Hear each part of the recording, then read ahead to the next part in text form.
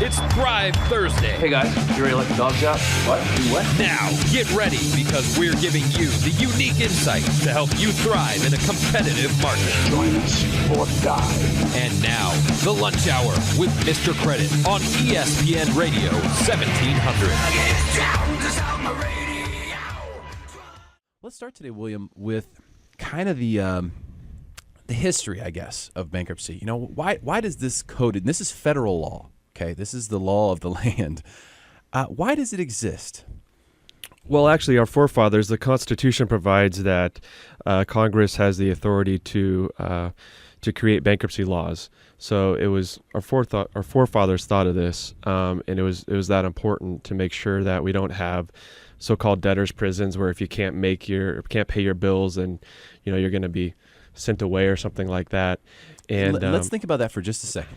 So if we didn't have these laws, then and they weren't in place, or if you just go back a couple hundred years, people would get into debt. They couldn't get out. There's no way out, and they would essentially become a slave to that person who they owed the debt to. You'd be a slave to your debt, and there'd be no way to get out from under it if you don't have the means to pay it.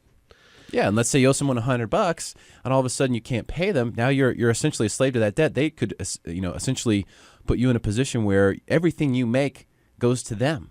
Exactly. Every single cent. Right. So that's a really important thing. We don't have that today. And bankruptcy is the reason. So continue. I didn't want to interrupt you there. So really, that's so Congress legislates bankruptcy laws, and bankruptcy laws don't change that much. The last major bankruptcy law change was in 2005, and before that, it was 20 years before that. So the law is pretty much stagnant. It's not like tax law where it changes. Every year there's all these new tax laws. For bankruptcy law, there can be a few little changes, but for the most part, there's no major overhaul, and which is kind of nice as far as it's a niche practice. So you definitely, if you're looking at filing bankruptcy, you want to go to a bankruptcy attorney. Like you said, it is federal law, so it's going to be the same everywhere in the United States. It's the same law, but there are, as far as some of the issues that come up in bankruptcy, it can be state related.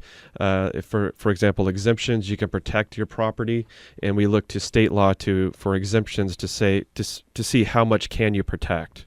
And that's based upon state law. And here in California, we can protect a lot of your property. The exemptions are very good.